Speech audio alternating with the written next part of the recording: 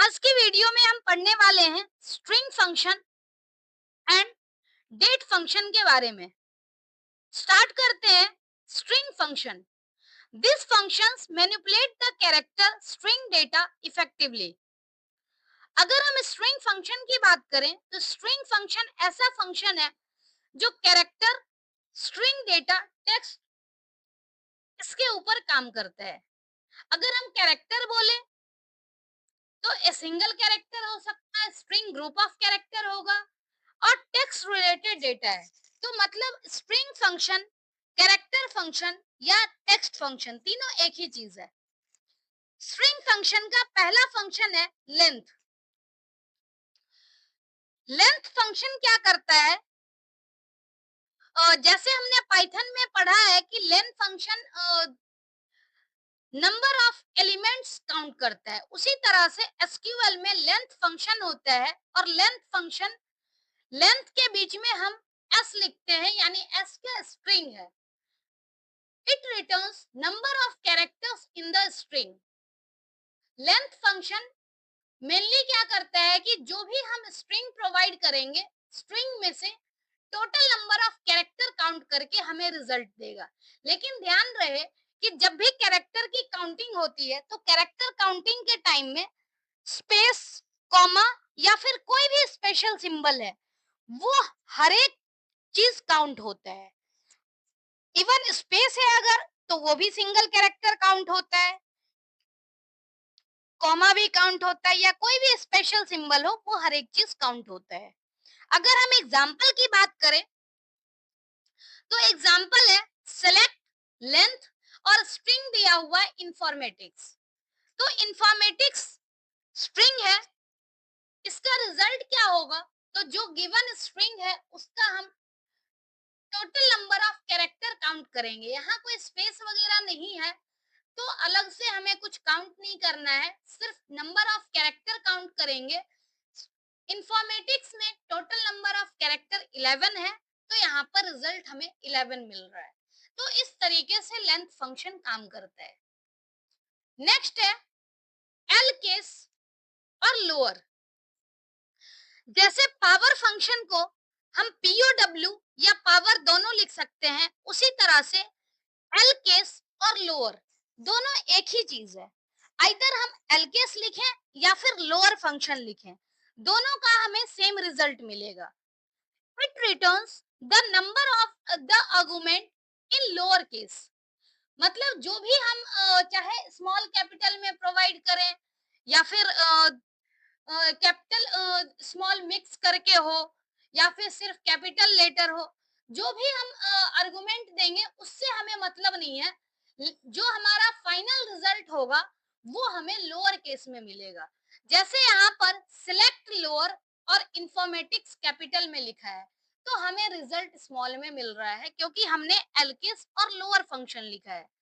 इसी तरह से हम लोअर की जगह एल केस का भी यूज कर सकते हैं। सेम स्ट्रिंग है, इसका भी रिजल्ट स्मॉल में इंफॉर्मेटिक्स आ रहा है। जैसे लोअर फंक्शन या एल केस होता है उसी तरह से यू केस या फिर अपर फंक्शन भी होता है। इसमें हम अपर फंक्शन का भी यूज कर सकते हैं। जो अपर फंक्शन है या फिर यूकेस फंक्शन है, दोनों का यही काम है कि जो भी हम स्ट्रिंग देंगे एज अ आर्गुमेंट तो उसमें क्या होगा, उसको रिजल्ट कैपिटल लेटर में कन्वर्ट करके देगा। जैसे यहाँ पर हम यूकेस फंक्शन अप्लाई कर रहे हैं और अपर फंक्शन अप्लाई कर रहे हैं, दोनों एक ही चीज है। इसमें हमने आर्गुमेंट जो दिया वो स्मॉल लेटर में, लेकिन हमें रिजल्ट कैपिटल में मिल रहा है। दोनों ही केस में कैपिटल में रिजल्ट मिल रहा है। तो यूकेस या अपर फंक्शन जो है किसी भी गिवन स्ट्रिंग को कैपिटल में कन्वर्ट करता है। एलकेस और लोअर फंक्शन जो है वो गिवन स्ट्रिंग को लोअर केस में कन्वर्ट करता है। तो ये तीन फंक्शन हमने पढ़ा, लेंथ, एलकेस और लोअर, यूकेस और अपर। नेक्स्ट फंक्शन है मिड। जिस तरह से हम एलकेस को लोअर भी लिख सकते हैं उसी तरह से जो हमारा मिड फंक्शन है, मिड फंक्शन के लिए हम और भी नाम दे सकते हैं। जैसे मिड के लिए सब स्ट्रिंग और सब str। तीनों ही फंक्शन का सेम काम है। जैसे यहाँ पर 3 आर्गुमेंट दिया गया है, एक है s, s जो कि हम स्ट्रिंग देते हैं उसके लिए s लिखा गया है। m क्या है? m इसका पोजीशन है कि हम कहां से कैरेक्टर स्टार्ट करते हैं, और n जो है वो टोटल नंबर ऑफ कैरेक्टर है। मिड सब एसटीआर और सब स्ट्रिंग फंक्शन जो है वो क्या करता है, it returns n characters starting from the m character. n character total number of character starting from m character, मतलब कि कहां से स्टार्ट करना है और किससे m कैरेक्टर लेना है, तो गिवन स्ट्रिंग से। तो इसीलिए हम s, m और n तीनों यहाँ पर डिफाइन करते हैं। स्ट्रिंग हमें डिफाइन करना ही करना है, m की वैल्यू हमें डिफाइन करनी ही है, लेकिन जो नंबर ऑफ कैरेक्टर होता है वो ऑप्शनल होता है। If the third argument n is missing, then starting from mth position, the rest of the string is returned। अगर हम n की वैल्यू नहीं देते हैं और m की हमने पोजीशन दे दी, तो उस पोजीशन से स्टार्ट करके लास्ट तक की एलिमेंट जो है वो हमें आउटपुट में मिलती है। नेक्स्ट है इफ m इज नेगेटिव। अगर m नेगेटिव है तो क्या होगा, द बिगिनिंग ऑफ सब string is the mth character from the end of string. मतलब निगेटिव इंडेक्सिंग में क्या होगा कि हमें राइट से काउंट करना है। If m is negative, the beginning of substring is mth character from the end of a string. Original string is unchanged। मतलब ओरिजिनल स्ट्रिंग में कोई चेंज नहीं होगा, उसका जो सीक्वेंस है वो ओरिजिनल स्ट्रिंग वाला ही सीक्वेंस रहेगा। आउटपुट में भी सिर्फ उसकी पोजीशन जो है वो निगेटिव में है, तो हमें निगेटिव साइड से काउंटिंग करनी है। अब एग्जांपल के थ्रू हम देखते हैं कि आखिर ये अप्लाई कैसे होता है। जैसे यहाँ पर है सेलेक्ट मिड और स्ट्रिंग दिया हुआ है पाइथन प्रोग्रामिंग, m की वैल्यू है 3 और n की वैल्यू है 5। अगर हम पाइथन प्रोग्रामिंग की बात करें तो पाइथन प्रोग्रामिंग में क्या होगा, यहाँ पर लिखा हुआ है पाइथन और प्रोग्रामिंग, इस बीच में एक स्पेस भी है। अब यहाँ से हम क्या करेंगे, हमें तो स्ट्रिंग मिल गई, स्ट्रिंग का हमें पोजीशन देखना है। तो पोजीशन जैसे 1 2 इंडेक्सिंग हमें नहीं करनी है जो कि 0 से स्टार्ट होगा, हमें यहाँ पर पोजीशन देना होता है। तो पोजीशन हम 1 से जैसे स्टार्ट कर रहे हैं तो 1 2 3 4 5 6 स्पेस की पोजीशन 7 8 9, इस तरह से पोजीशन हम देंगे। अब यहाँ पर क्या है, जब भी हम बात करेंगे 3 की, तो 3 का थर्ड जैसे कैरेक्टर है तो यहाँ पर टी है। अब टी हमने लिख दिया, अब टी से टोटल 5 कैरेक्टर हमें लेना है। मतलब 5 कैरेक्टर कौन सा होगा, तो 3 से 7 तक, यानी 3 4 5 6 और 7 तो स्पेस है, तो इसलिए रिजल्ट यहाँ पर THON आ रहा है। अगर यहाँ पर मिसिंग होता कुछ, 5 नहीं लिखा होता, तो उस केस में क्या है, टी से स्टार्ट होता और लास्ट का कैरेक्टर होता, इसमें प्रोग्रामिंग भी लिखा हुआ था। दूसरा है निगेटिव इंडेक्स का केस, सेम है यहाँ पर पाइथन प्रोग्रामिंग। निगेटिव इंडेक्स जब होता है तो हम लास्ट से -1 से स्टार्ट करते हैं। जैसे यहाँ पर पाइथन लिखा हुआ है और प्रोग्रामिंग लिखा हुआ है, प्रोग्रामिंग प्रोग्रामिंग हमने लिखी। अब इसके अंदर हमें क्या करना है, निगेटिव इंडेक्स कंसीडर करना है, यानी निगेटिव इंडेक्स -1 -2 -3 -4, -5, -6 इस तरीके से माइनस में चलता जाएगा। अब हम यहाँ पर देख पा रहे हैं कि जो हमें पोजीशन कंसीडर करनी है वो करनी है -4। तो -4 वाला पोजीशन क्या है? m। -4 वाला पोजीशन हमारा ये m है। तो इस केस में हम m को कंसीडर करेंगे और m से टोटल 4 कैरेक्टर लेने हैं, यानी MING। तो इस तरह से यहाँ पर 4 कैरेक्टर आ गया आउटपुट में।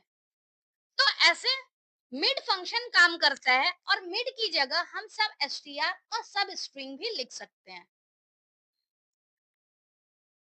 नेक्स्ट है लेफ्ट और राइट। लेफ्ट फंक्शन और राइट फंक्शन में दो आर्गुमेंट होते हैं।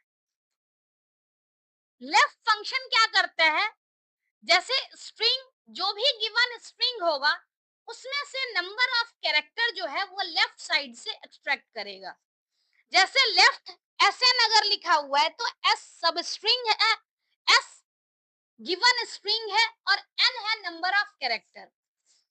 ये क्या करेगा, extract and return N character from the left side of the string. मतलब स्ट्रिंग के लेफ्ट साइड से N कैरेक्टर काउंट करके हमें आउटपुट देगा। जैसे यहाँ पर स्ट्रिंग है पाइथन, तो लेफ्ट साइड से 3 स्ट्रिंग है तो लेफ्ट साइड से 3 स्ट्रिंग PYT ऐसे हमें मिलेगा। ऐसे ही राइट के केस में क्या है, सेम वर्किंग है, बस लेफ्ट की जगह राइट से 3 स्ट्रिंग हमें यहाँ पर आउटपुट में मिलेगा। 3 की जगह कुछ और डिजिट भी हो सकता है, अगर 4 होता तो हमें 4 कैरेक्टर मिलते। मतलब n की जो भी वैल्यू होगी उतना नंबर ऑफ कैरेक्टर हमें आउटपुट में मिलेगा। लेफ्ट अगर होगा तो लेफ्ट साइड से आउटपुट मिलेगा, राइट अगर फंक्शन होगा तो राइट साइड से आउटपुट मिलेगा। नेक्स्ट है ट्रिम। ट्रिम ट्रिम के साथ एल ट्रिम और आर ट्रिम तीनों हम पढ़ेंगे। वैसे ट्रिम फंक्शन क्या करता है, ट्रिम फंक्शन अनवांटेड कैरेक्टर जो है उसको रिमूव करने के लिए काम आता है। जैसे अगर हम ट्रिम फंक्शन की बात करें तो ट्रिम फंक्शन में क्या होता है कि आगे और पीछे किसी भी स्ट्रिंग के लेफ्ट और राइट साइड लीडिंग और ट्रेलिंग दोनों कैरेक्टर को रिमूव करने का काम करता है जो भी अनवांटेड होगा। जैसे यहाँ पर दिल्ली लिखा हुआ है और इसमें लेफ्ट साइड में भी एक स्पेस है, राइट साइड में भी एक स्पेस है। तो लेफ्ट साइड और राइट साइड दोनों का स्पेस रिमूव करने के लिए हम ट्रिम फंक्शन का यूज करते हैं। एल ट्रिम यानी लेफ्ट ट्रिम। एल ट्रिम क्या करता है, लेफ्ट साइड से जो लीडिंग स्पेस है उसको रिमूव करेगा। जैसे यहाँ पर दिल्ली है तो इसमें से हम क्या करते हैं, जब एल ट्रिम अप्लाई करेंगे तो लेफ्ट साइड की स्पेस रिमूव हो जाएगी। ऐसे ही आर ट्रिम फंक्शन क्या करता है, राइट साइड की यानी ट्रेलिंग स्पेस को रिमूव करता है। इसको हम जैसे क्या फर्क पड़ा है इसको अलग तरीके से भी हम चेक कर सकते हैं। जैसे एल्ट्रिम है, इसके साथ हम लेंथ फंक्शन अप्लाई कर देंगे और लेंथ फंक्शन अप्लाई करके जब हम आउटपुट देखना चाहें तो हमें उससे पता चल जाएगा कि कितने नंबर ऑफ कैरेक्टर हमें आउटपुट में मिला है। तो अगर हमें प्रॉपर तरीके से चेक करना हो तो इसको हम एल्ट्रिम, आर्ट्रिम और ट्रिम के साथ लेंथ फंक्शन भी इंटीग्रेट करके हम आउटपुट चेक कर सकते हैं। स्ट्रिंग फंक्शन का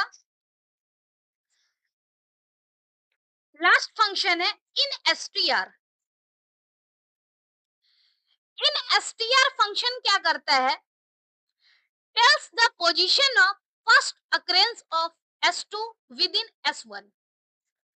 अब जैसे इन एसटीआर में हम क्या करते हैं, S1 जो है वो हमारी ओरिजिनल स्ट्रिंग है और S2 है वो सब स्ट्रिंग है।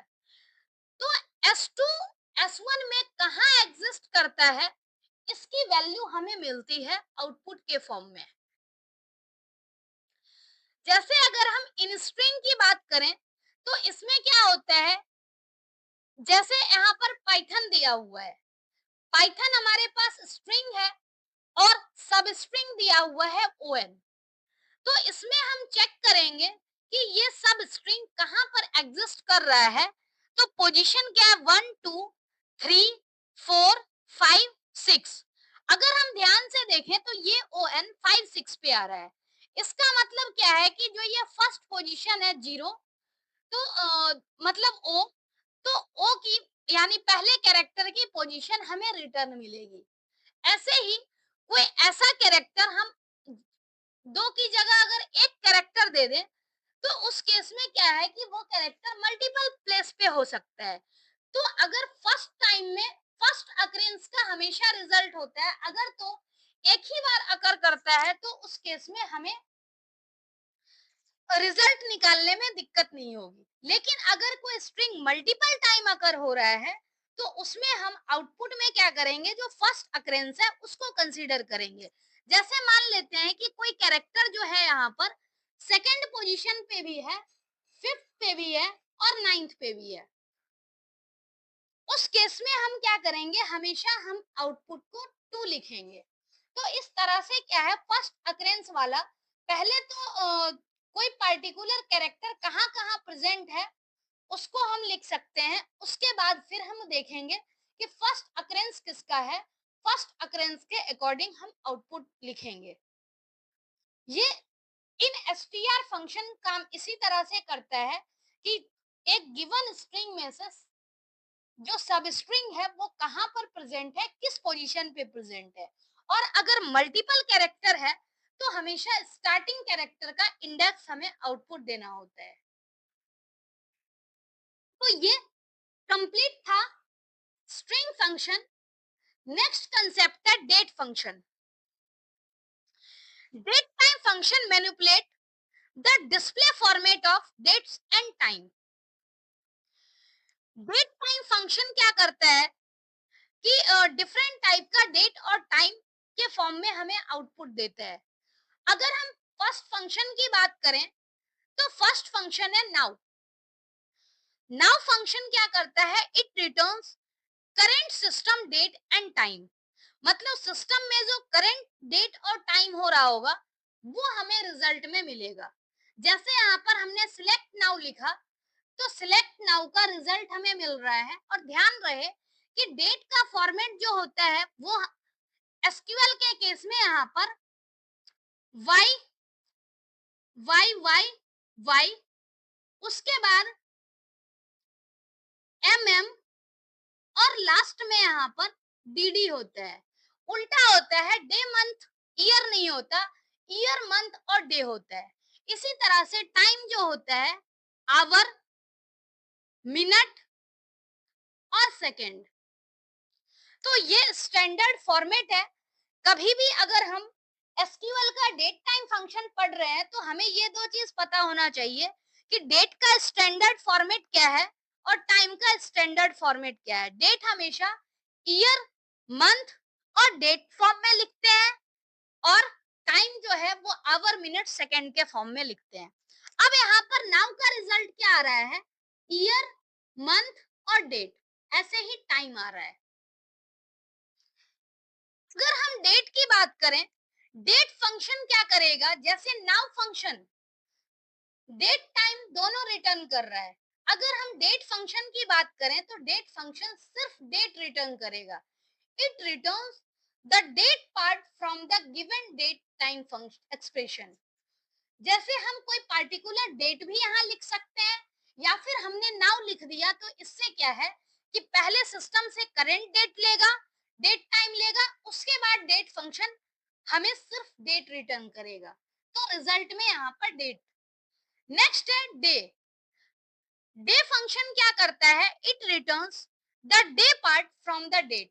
अगर जैसे हम कोई डे लिखते हैं, कोई डेट अगर प्रोवाइड कर रहे हैं, तो उस केस में डेट का सिर्फ डे पार्ट हमें रिटर्न मिलता है यहाँ पर रिजल्ट में। अगर मंथ की बात करें तो मंथ फंक्शन क्या करता है, डेट में से मंथ फंक्शन रिटर्न करेगा। और वो भी मंथ फंक्शन कैसे, तो न्यूमेरिक में ही रिटर्न करेगा, क्योंकि हमने मंथ लिखा है, मंथ नेम नहीं लिखा है। नेक्स्ट है ईयर। ईयर फंक्शन क्या करेगा, सिर्फ ईयर रिटर्न करेगा। अब अगर हम ध्यान से देखें तो नाउ डेट टाइम दोनों रिटर्न कर रहा है। जो डेट फंक्शन है वो डेट रिटर्न कर रहा है। और अगर हम डेट एज ए आर्गुमेंट देते हैं तो डे, मंथ और ईयर तीनों हमें न्यूमेरिक में मिलता है। नेक्स्ट यहाँ पर है, अगर हम डे नेम लिखें और तब डेट यहाँ प्रोवाइड करें तो डे नेम के केस में यहाँ पर डे हमें मिल रहा है आउटपुट में, जो भी उस दिन का डे होगा वो हमें रिटर्न मिलेगा। दूसरा क्या है, मंथ नेम की अगर हम बात करें तो मंथ नेम में जो भी मंथ का नाम है, जैसे 10 से क्या है, ये अक्टूबर है, तो मंथ का नाम हमें यहाँ पर अक्टूबर मिलेगा। It returns the month name from the specified date. तो इस तरीके से डेट टाइम फंक्शन काम करता है।